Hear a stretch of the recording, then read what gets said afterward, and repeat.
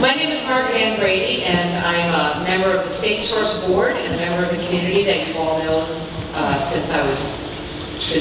frankly, since you were tots. I've been a very grateful StageSource member since there was a StageSource. Can I just see who else remembers joining StageSource when it was first established? Mid-80s. Mid-80s, yeah. Before that, there was NetWalk. May remember NetWalk? Yeah.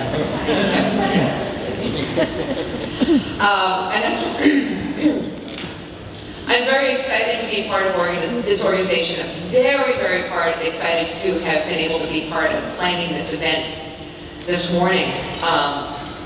And when we started planning, we were talking about the theme of reframing success, looking at our situation from a different perspective.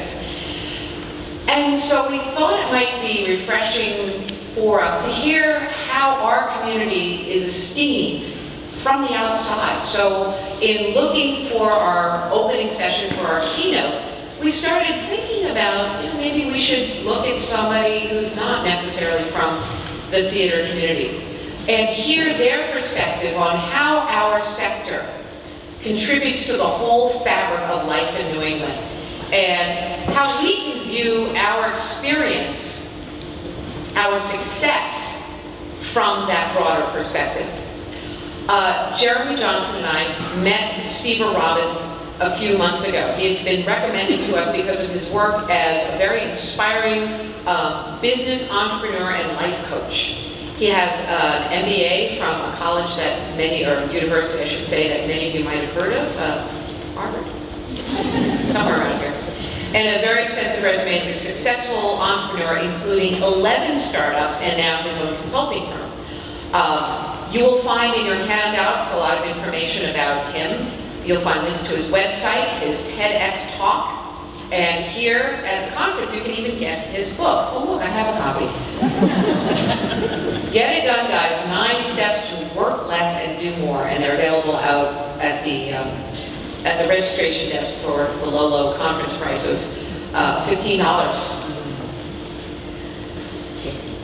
So the best thing that we found out though, when Jeremy and I met with Steve over coffee, of course, a few months ago, and we had a wonderful conversation. The best thing that we found out about Steve is that he was already a member of StageSource.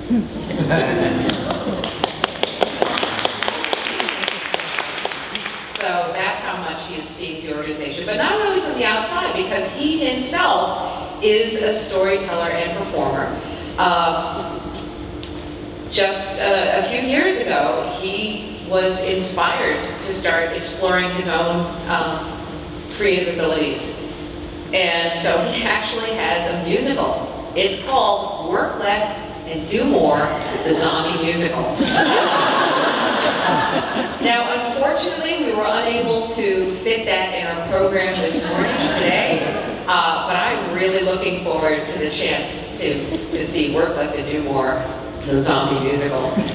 We felt so excited that Steve was going to be able to deliver what we had hoped for, that attendees would be able to have some tools to know what it means on a practical level to reframe success and to reframe their perspective on what success really means. I know, having been kicking around for a while, that it's possible to get a little discouraged, especially if your idea of success is based in certain markers that society might impose, certain comparisons that you might have with others. And I personally have benefited a lot from the kind of approach that Steve has.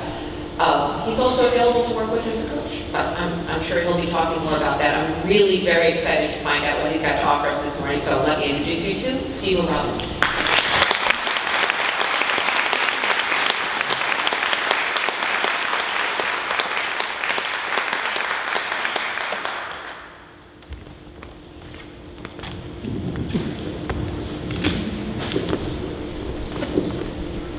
You are all storytellers, and that's really cool.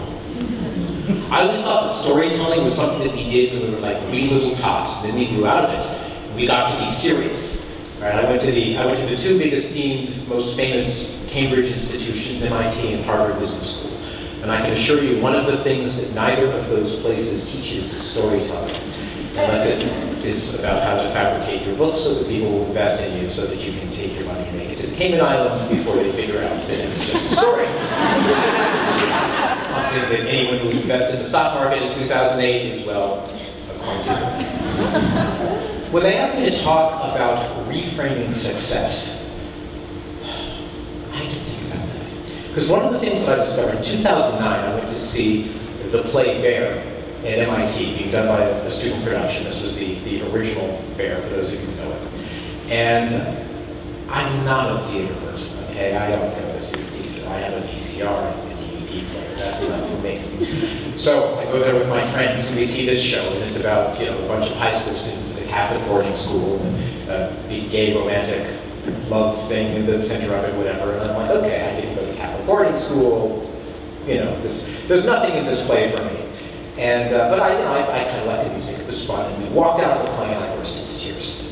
I thought, okay, something happened here. It took me close to a month to figure out why I was crying. And it was because I wanted to be on the other side of the stage. I didn't want to be in the audience. I wanted to be up there doing that, whatever it was.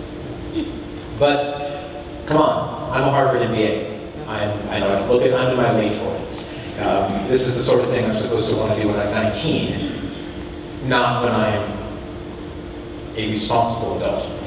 So I did what any good Harvard MBA would do, which is I went down to New York and I started talking to producers and casting directors and actors and directors and playwrights to learn about the industry and figure out where can I fit into this whole milieu. And pretty much everyone was willing to take my calls, which was slightly odd to me, until I discovered they all wanted to hit me up for money. And I began to learn more and more about theater and storytelling and touching people and moving them. And came back and really thought about what I did in my life. And I'm a coach. I'm both an executive coach. I help people with business. I'm a life coach. I help people with their lives, with their approach to the whole terrain that is their life. And I realized that we are all storytellers. And we're all storytellers all the time. And it's the stories that we tell that enable us to do what we're doing or not do what we're not doing. And that's really pretty important, because there are things we want to do that we're not doing. And there are things that we don't want to do that we are doing. And a lot of that is related not to the things, not to the world, but to the stories that we're telling ourselves. As Diane mentioned earlier, one of the really fascinating things that we have is this whole idea of risk. What's going to be risky? Risk is entirely a story in your brain. Risk is your story about what something is going to be before you do it. If you are accurate at predicting the future, you should go into horse betting, gambling, Las Vegas, the lottery, and you would be a billionaire by now. My guess is you're not that accurate. At any given moment, you could be wrong. You could be thinking that something is incredibly risky and it will prove to be the least risky thing in the world. You could be believing that something is the least risky thing in the world and it could end up proving to be incredibly risky. You don't actually know until after it's over. Risk is all in your mind. Shortly after I discovered theater, and I won't go into the details of the story, I was joking with a friend, having never been in a play, having never sung in front of another human being in my life, certainly never having acted from a script. And I found myself co-writing a one-man musical that I was supposed to be starring in and performing, singing on stage for an hour. And I'm like, how did this happen? Now, I have since talked to some actors who say, oh, I wish that I had something that I could perform in. And I say, well, why don't you just write your own show? It's written for you. And they look at me like that's somehow risky or scary. Now, I didn't know that was risky or scary. So when I was joking with a friend right before my book came out, I said, I just discovered this love of musical theater. Wouldn't it be a hoot if I had a one-man musical that I could perform based on my business book that would have such songs as Delete Then Rescue and Speed Date Your Tasks? And my friend looked at me and he said, you know what I do for a living, right? And I said, yes, you're a journalist. Because I thought he was a journalist. And he said, no. He said, I teach musical theater composition at NYU, and I have a show going up off Broadway right now. And I said, oh, I have no singing experience. I've never written fiction in my life. I have no idea how to do story, how to do characters. I certainly haven't sung. Would you like to collaborate on the one-man show together? And he said yes. And I was like, cool. I didn't know this was risky. I still remember we had the first few readings we hired professional actors to do it. And I was watching from the perspective of an actor, or of the writer. And then we finally got to the reading where it was like, okay, Steve, you really need to step up and actually sing this to find out whether or not you can do it. And so we come in and we do the whole thing. And the woman, there's actually two characters in it. It's one man, but also one woman. And she looked and said, oh, I have to go.